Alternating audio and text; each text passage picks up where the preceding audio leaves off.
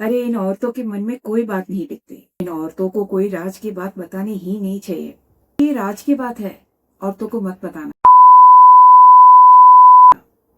यही सुनने को मिलता है ना। लेकिन क्या भगवान ने हमको ऐसा ही बनाया था कि हमारे मन में कोई बात टिकेगी नहीं? नहीं, बिल्कुल भी नहीं। हम औरतें बड़े से बड़े राज अपने मन में रख लेते थे, बड़ी बड़ी बातें अपने मन में छिपा लेते थे। लेकिन फिर किसी महापुरुष ने हमको श्राप दे दिया, फिर ये सारा बेड़ा गर्क हो गया। तो आज हम इसी बारे में बात करेंगे कि आखिर किसने हमको श्राप दे दिया और क्यों।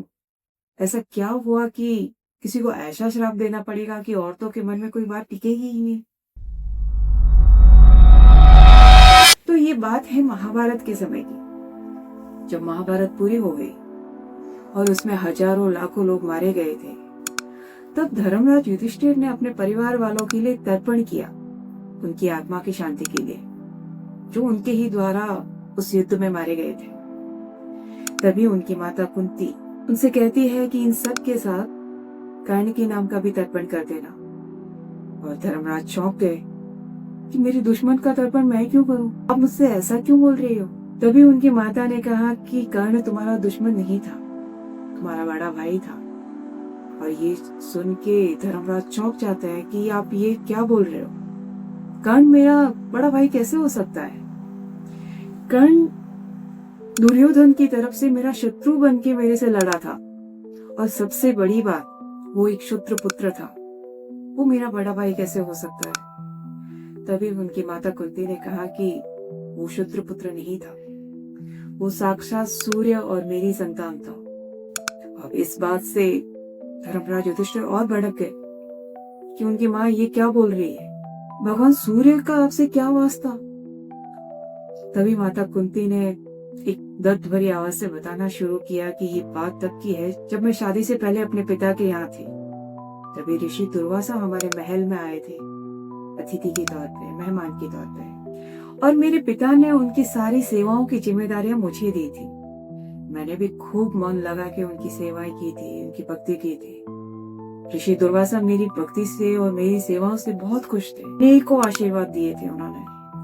और जब वो जा रहे थे तब उन्होंने मुझे एक विशेष वरदान दिया था, और वो वरदान ये था कि मैं किसी भी देव की आराधना करके अपने सामने उपस्थित करके उनसे संतान की प्राप्ति कर सकती हूँ। मैं उस समय महज 13 साल की थी। मेरे बालपने और संचल स्वभाव की वजह से मैंने उनके वरदान पे संदेह किया कि ऐसा कैसे हो सकता है। और एक दिन ऋषि दुर्वासा के वरदान को आजमाने के लिए मैंने भगवान सूर्य की आराधना कर डाली। भगवान सूर्य मेरे सामने प्रकट हो गए और उनसे मैं गर्भवती हो गई। मैं उस समय कुंवारी थी, तो मेरे सामने एक बहुत बड़ी विडंबना खड़ी हो गई कि अब मैं क्या करूं। लेकिन जैसे तैसे मैंने दासियों की सहायता लेके गुप्त रह के उस बच्चे को जन्म दिया। वो बच्चा सूर्य के समान तेज था और जिसने जन्म से ही कवच और कुंडल धारण किए हुए थे।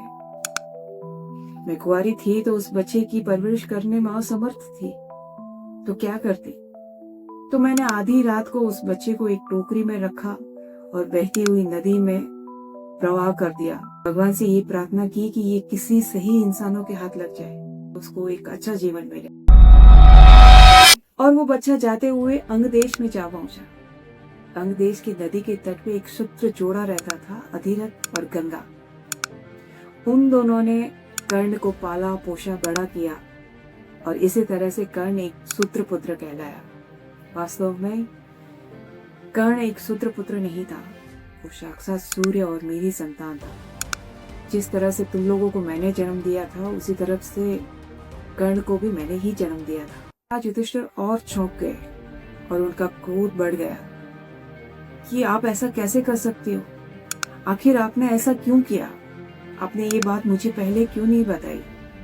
आप ये बात अगर पहले बताती तो शायद ये महाभारत ही ना होती और ये हजारों लोग मारे नहीं जाते।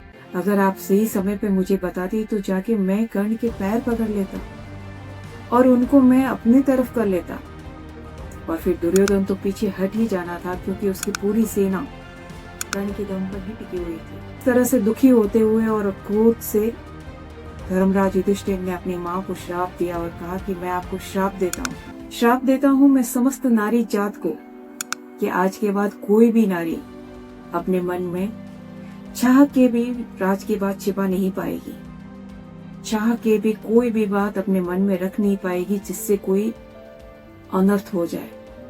तो ये वीडियो आप सबको भेज दीजिए और सबको बता दीजिए कि क्यों औरतों के मन में बात नहीं छिपती। तब तक के लिए stay plus, see you soon.